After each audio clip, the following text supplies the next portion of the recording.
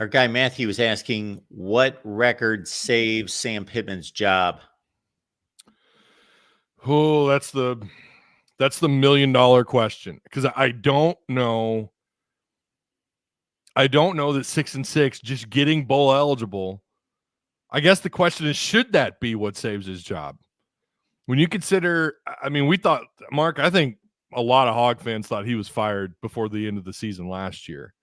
No one was really sure that he would survive the season. I mean, I know someone's going to come along. Captain Hindsight's going to come along. Oh, I knew all along. And I knew they were going to get Bobby Petrino. But I don't think anybody had any clue what was going to happen at the end of last season, especially after that Mississippi State game. So I don't know that. So that's got to put some pressure on him this year. And again, if you start off rough, you lose on the road to Oklahoma State. Let's say you're going into Auburn 2-1. Maybe you struggled against UAPB and UAB, University of Alabama, Birmingham. You go down to Auburn and you just get slaughtered. You go to College Station and you lose to Elko year one at A&M. You come home. I mean, this is a realistic scenario. Okay, I'm not saying it's going to happen, but we saw a little bit of this last year, despite some early season success. Well, I shouldn't say success. Early season close losses, but we also saw them completely fall apart last year as well. So imagine coming home and you got Tennessee at home in Fayetteville, which is either going to be a 2:30 or 7 p.m. kickoff, and you get just destroyed. And then the same thing happens again against LSU, or even maybe it's a close game and you still lose it. I don't know how you survive when you go over these outcomes of all these possibilities that could happen. I don't know how you survive the season if you start off that way and you lose to LSU, and then you lose to maybe you find a way to beat Mississippi State. Maybe that could help him out. And then you've got Ole Miss coming to town, who might realistically be a top 2 team in this conference, which is crazy to say out loud, but it's absolutely probably the case. And you've got them coming to town for an early kickoff on November 2nd. I don't know, man. It is a daunting task. I don't know the number. I would guess 7 regular season wins, because I don't know how 6 just getting bowl eligibility shouldn't be the standard here. Although, you look at the last decade or more, 12 years, getting bowl eligibility is now celebrated. That's a win now for people. Going 500, Mark. And we wonder why Arkansas is in the state that it's in. It might have something to do with settling. I don't know. Ty, I will answer the question like this. Okay. If this administration or any administration sets a number for any coach to say, if they hit this number, they have saved their job. If they didn't, they don't save their job, then they should not be administrators. They should not be hiring and firing people. If that's all that they can gauge, if that is the limitation of their assessment of a situation, then they don't deserve that job. They don't know what they're doing, because there are injuries to consider. There is what you just laid out, the competitive nature of the team. You could look at most teams in the country and say they're more talented than them. They are less talented than them, meaning they should win these games, they should lose those games, and then 3 games are toss-ups. They're 50-50 kind of games. If they are going out there and they are playing the Texases and Ole Misses of the world, and they are spilling their guts on the field and losing 1-score games, and they are fighting to the end against 2 or 3 of the best 4 teams in the country, that's different than 48-10 every week. That has to be addressed. That has to be assessed. How's recruiting going? How is our transfer portal additions going? Did we make good evaluations in the transfer portal? Did those guys contribute? So if any administrators out there, not just in this Arkansas situation, stick to a number, they don't know what they're doing. That's my answer. That's fair. Yeah, I agree. Hunter Yurchek did go on during all that Musselman drama, and he went on a random podcast based out of California. And he was asked about I think the line of questioning was something like that. And he said that we need to be back to the 8 wins. It's where I'd like to see us. I think he said it's eight or more wins or something. And Arkansas hasn't been that in a minute, at least since they fired Petrino back in the spring of 2012. And that's fair because they did lose some really close games. My gosh, they went on the road to number 12 LSU and lost by a field goal, lost 34-31. They did lose to A&M 34-22, but then they go on the road and lose to Ole Miss, top 20 Ole Miss at the time, 27-20. They lost to Alabama 24-21. That is pretty impressive. And then the Mississippi State game, I think, is what really just drove Arkansas fans over the edge, losing 7-3. Mississippi State was also struggling, and losing that game, you just had no business losing. And then we see what Arkansas is capable of, even though they have a new offensive coordinator at this point. They had a interim offensive coordinator, 39-36 on the road, even though Florida's bad. Arkansas's never won down in Gainesville. And they won that game 39-36 in overtime. But then the turnaround, like you mentioned, and get slaughtered doing Auburn.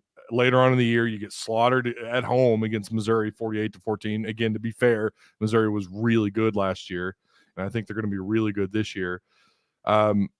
Eventually, I know the pressure, it's going to be on, and maybe Hunter, I don't know if I doubt Hunter has, he's circled a number. I doubt that's going to be the case. Like you said, it's kind of all of the above. It's everything. What is the overall health of the football program? And to be real with you, it's not great. It's not great anywhere. And I think that's really what matters when you put it all together. They didn't exactly crush it in the transfer portal. High school recruiting is he could have back-to-back. He's going to finish bottom 3 again in the SEC more than likely, unless they, again, change the narrative on the field in 2024. But the whole package right now it's not a good product. The football program, Mark, I can tell you right now, when baseball season ended, which it did prematurely in the regionals and in the Fayetteville regionals, Arkansas gets knocked out. Fans are livid.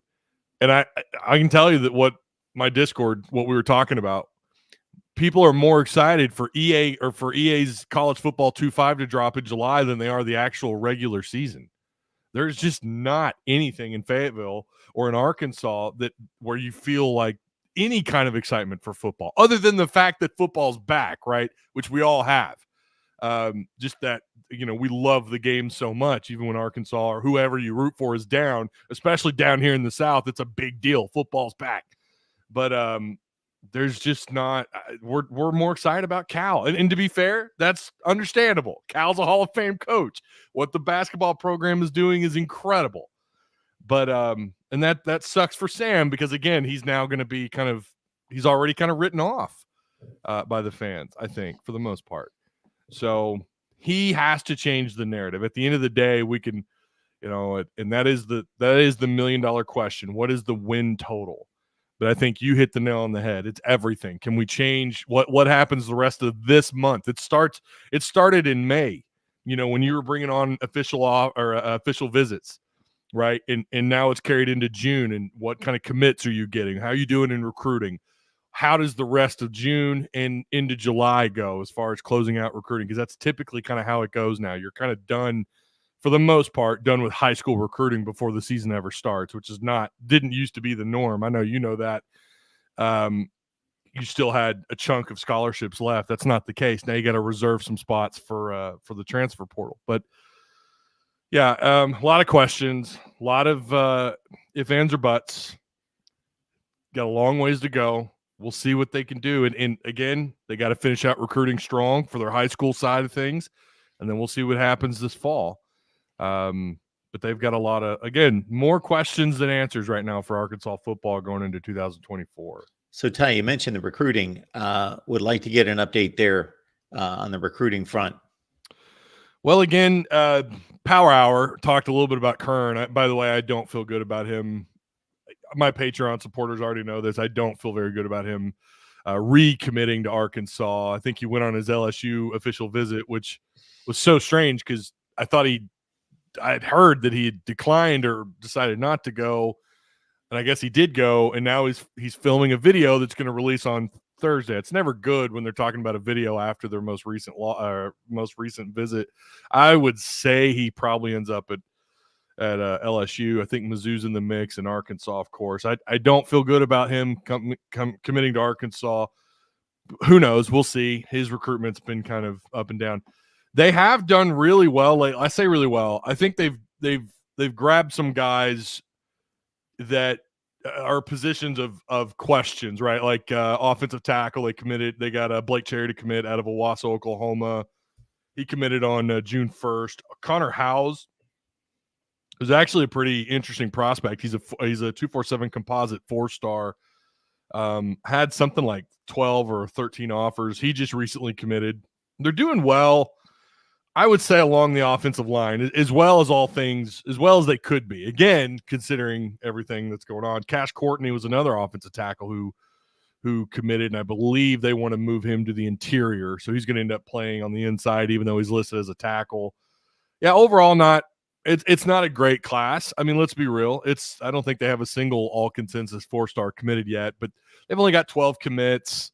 They're ranked right around the top 40, somewhere about 35th or so in the country. They got Grayson Wilson to commit, kid out of he's at Conway, 6'3", 205 quarterback, who's actually, I've talked to some folks who've seen him play, and they think he's the real deal. He's really confident quarterback and a guy that can kind of sling it all over the field and do what you want out of him. He's a pretty cerebral quarterback. I've heard some really good things out of Grayson, or out of Conway on Grayson. But so far, I think they probably end up, the magic number might be similar to what they did last year, which is about 19 commits. It's hard to look at rank anymore and take it seriously because not everyone approaches high school recruiting the same anymore because of the portal. But I doubt this ends up being a top 20 class, but we'll see what happens. I think they're going to expect a lot of guys, like everyone does now, to sign in December and hopefully be here for the spring, no matter what happens, right? No matter if Pittman's still here or not. But there's some pretty good pieces here. We're waiting on – there's some more commits coming. Again, June, I was told, would be a heavy month, and it's already been a heavy month, and it's not over.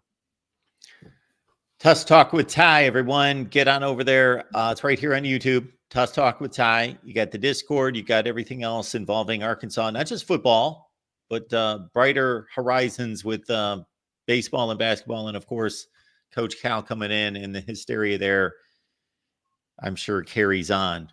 Let me close out by saying this, because people are just not excited about me being honest. They're just not. They want me to really be, I don't want to say sunshine pumping, but they want to hear the more optimistic side of things. Let me say this. I think the football situation, if the way I kind of look at it, there's two things that could happen. Pittman is either he just doesn't survive the season, right? Or whatever, or he does survive the season, but he's fired at the end. Or the Petrino hire ends up being a great hire, and you're getting 12, 13 more points per game, and your defense has come around, and maybe I was wrong about the depth at the defensive line. You're getting wins. The other side is you might be without Sam Pittman going into 2025, and if that happens, we saw what Arkansas money, when they want to win and they get behind a guy they believe in, what they're capable of. They brought a Hall of Fame basketball coach to come coach at Arkansas. I realize the last few years have not been kind to Cal at Kentucky. I get that. But the thought that, of course, his friendship with John Tyson, but there's more than just the Tysons down here. There's big money in Northwest Arkansas. Believe it or not, it's not all just dirt roads and in dry counties down here. It's you got quite a bit of money in Northwest Arkansas. I think I talked about that last time I was here. Maybe the same thing can happen for football, assuming, again, if Pittman doesn't work out. And again, the other side is maybe it does work out and all this other stuff happens and it's great and we have a better season than I think. And I do think down the road, maybe they can, because I do like Taylon Green's athleticism. I love that running back out of Utah. That kid is fun to watch. He can run the ball. They got Braylon Russell, 4-star out of Central Arkansas running back. I mean, they've got some pieces that are exciting. It's just a matter of it all coming together, all the change you see up front on the offensive line. Like, I got to see it to believe it. There is some potential here. There is. However, I still have a hard time seeing them getting Again, I keep saying hard time. It's not a hard time seeing bowl eligibility. I just think it's going to be a little bit more of an upwards. It's going to be as challenging as last year. It's a very difficult schedule. Anytime you're in this league, that's going to always be the case in the SEC. Ty Hudson, Tusk Talk with Ty right here on YouTube, everyone. Ty, appreciate you stopping by, man. Thanks for having me on, Mark.